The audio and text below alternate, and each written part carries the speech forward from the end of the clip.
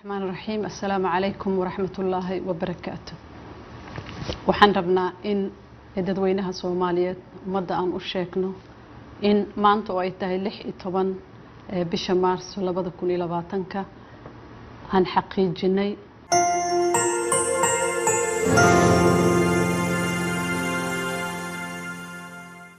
xaaladii ama keyskii ugu horeeyay oo coronavirus ah. sidaad la socotaan waxaa jira muwaadiniin Soomaaliyeed oo dibadda ka timid oo lagu hayay airportka dhexdiisa si loo hubiyo caafimaadkooda maadaama ay ka yimaadeen meelo caabuq aad iyo aad ugu koreeyay. waxay ahayd taxadar meel loo asteeyaa la geeyay waxaana laga qaaday wax walbana waa la baarayay. waxaa laga qaaday baaritaankii loogu talagalay in lagu ogaado caabuqa infectionka coronavirus ee COVID-19 loo yaqaano. saakay ayaa resultigi jawaabtina loo keenay hal qof ayaa cudurkii qaba. waxaan xaqiijinaynaa dadweynaha oo xaqiijinaynaa dadkaas karantiilka la geliyay uu ka mid yahay qofkan muwaadinka Soomaaliyeed waa muwaadiniin Soomaaliyeed inay dad aan wax calaamado ah symptomski cudurka leh aysan jirin oo qofna uusan qabin ay caafimaad qabeen ay haddana wada ladan yihiin laakiin in jirkiisa qofkan uu ku jiro. dadka meel ay ku karantiilan yihiin sidaad la socotaan usbuucyadii dambe oo dhan dawladda waxay wada dadaalo badan oo looga hortagayo cudurka inuu ka dilaaco wadanka haddii uu soo galo. waxaa la sameeyay meelo lagu karantiilo dadka ka yimaada meelaha cudurkaas uu ka jiro muddo ka yar 14 casho. dadkaas hadda aan sheegayno ee ka yimid midkood laga helay waxay ahaayeen dad ka yimid meelaha caabuqa uu ka jiro waqti yar gudaheeda. meelaha dadka lagu karantiilayo waxaa loogu talagalay in dadka lagu haayo aan bulshada lagu deynin ilaa laga hubinayo laga qaadayo baaritaan la xaqiijinayo caafimaadkooda in cudurkii uu ku jiro jirkooda kadibna haddii ay caafimaad qabaan lagu daayo bulshadii oo xaafadahoodii iyo reerahoodii ay u tagaan.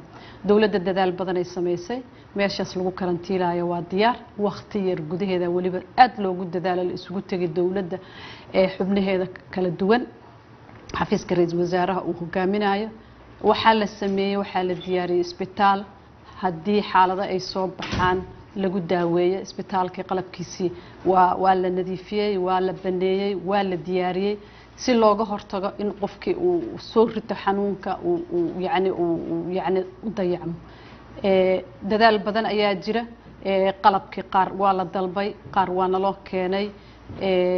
wax dhib oo hadda ka muuqda dadkaas iyo qofka cudurka viruska korkiisa laga helay ma jiraan. waxaan rabnaa ummadda inaan u xaqiijino inay isdejiyaan aan la socodsiin doona mar walba xaaladda meesha ay marayso haddii ay wax soo kordhaan laakiin wacyigelintii wasaaradda caafimaadka ay hogaaminayso hay'adaha dawladda culamaa u diinka masaajidyada qaybaha kala duwan ee bulshada ay isugu tagtay way soconaysaa. waxaan ka codsanaynaa ummadda inay dadaalaan inay taxadaraan ayagoo aanan argagax isgelinaynin ama dadka gelinaynin in ma aragtay wax kastoo lagu yareyn karo inuu cudurkaas fido in lagu yareeyo nadaafadda in lagu dadaalo in la iska ilaaliyo goobaha ay dadka ku badan yihiin in shirarka ay baaqdaan haddii laga maarmo intooda badan safarada la gaabiyo si loogu hortagi karo cudurka inuu faafo. waa idin xaqiijinaynaa mar labaad dadkaas waa caafimaad qabaan waa korkooda waa malaha calaamado waa dad aan maalin walba la arko takhaatiir u tagaan la keergareeyo. halkaas qofna waxaan ilaahay ka baryaynaa in insha Allah tacaala uusan ma arko u dhibtoonin uu ka bogsoodo laakiin waa xaqiijinaynaa dadka waa fiican yihiin meela lagu haayaa. dawladana dadaalkeeda aad ayuu u badan yahay sidii looga hortagi lahaa muwaadiniintii Soomaalida ee imaanaysana meel in la geeyo meelahaas ka imaanayso cudurka uu ka jiro xaaladaha cudurka uu ka jiro in iyagana lagu hayn doono meel gaar ah ilaa iyo in laga xaqiijinayo inay cudurka jirkooda uu ku jirin insha Allah tacaala. waxaan noo wada rajeeyay ilaahay inuu wadana xafido. السلام عليكم. بسم الله الرحمن الرحيم